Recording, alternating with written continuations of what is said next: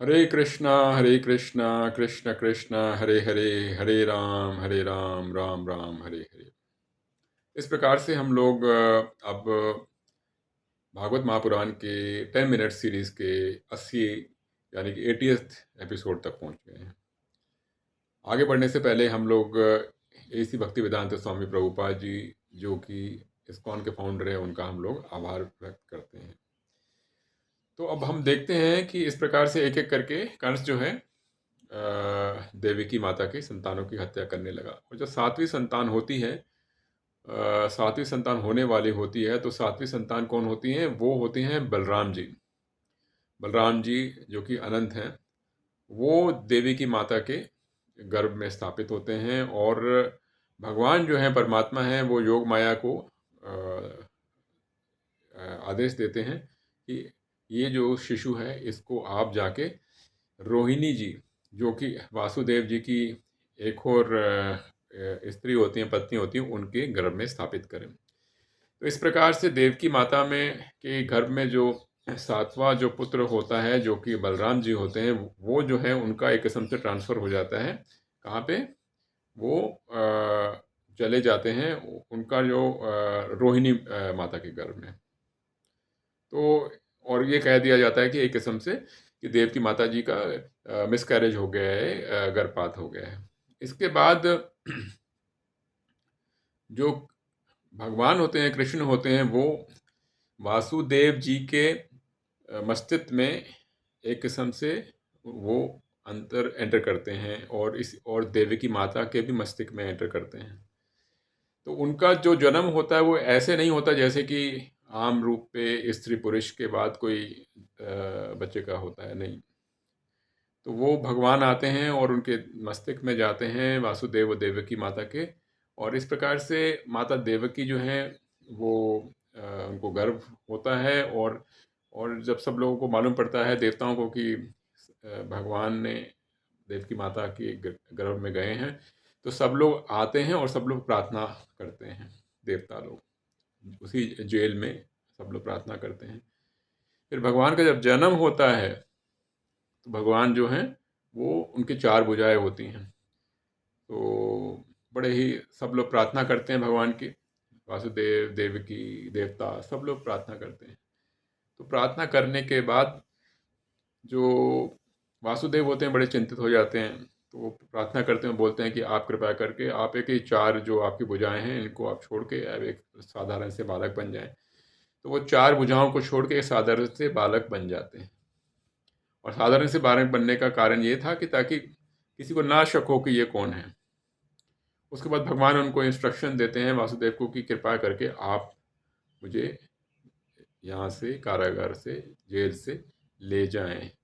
तो इस प्रकार से वासुदेव जो हैं, ये उनकी इंस्ट्रक्शन का, भगवान के इंस्ट्रक्शन का पालन करते हैं। बल्कि उनने कंस को वचन जरूर दिया था, लेकिन भगवान ने कहा तो उनने उनकी बातों का पालन किया। तो हमें सीखने को क्या मिलता है? सीखने को ये मिलता है कि जब ईश्वर परमात्मा कुछ कहते हैं, तो वो सबसे प्रथम होता है, और वो बात माननी चाहिए। फिर कथा आगे बढ़ती है। जितने भी वहाँ के जो जेलर होते हैं, जिन लोगों ने सब पहरा किया होता है, वो सब सो जाते हैं। इन सबकी हथकड़ियाँ सब खुल जाती हैं, दरवाजे सब खुल जाते हैं।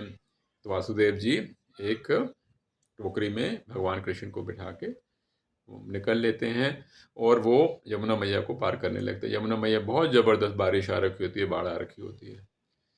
तो क्या होता है, यमुना मैया जो है वो एकदम उछलती है, कूदती है, क्योंकि वो भगवान के चरण को स्पर्श करना चाहती थी। भगवान के चरण थोड़े से वो जो भगवान जो वासुदेव जी के सिर के ऊपर जो टोकरी थी, उसके ऊपर से निकले हुए थे, उसको ऊपर छूती है और फिर एकदम शांत हो जाती है। और फिर एकदम पूरा रास्ता दे देती है, जिससे कि वासुदेव जी जो हैं, वो आगे निकल के गोकुल की तरफ चल पड़ते हैं। उनके जो मित्र होते हैं गोकुल के, है ना, नंद महाराज होते हैं, वहाँ नंद महाराज के वहाँ पे पहुँचते हैं।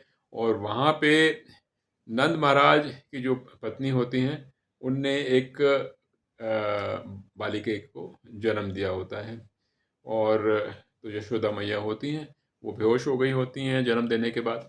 तो वासुदेव जी क्या करते हैं, वो जो बाल कृष्ण थे, लल्ला जी, उनको, ठाकुर जी को यशोदा मैया के पास रख देते हैं, और जो बालिका होती है उसको उठा लेते हैं और टोकरी में रख के फिर से वापस जमुना से पार करके और जेल में आ जाते हैं, और किसी को मालूम भी नहीं पड़ता कि इस प्रकार से वासुदेव जी वहाँ से निकले थे। तो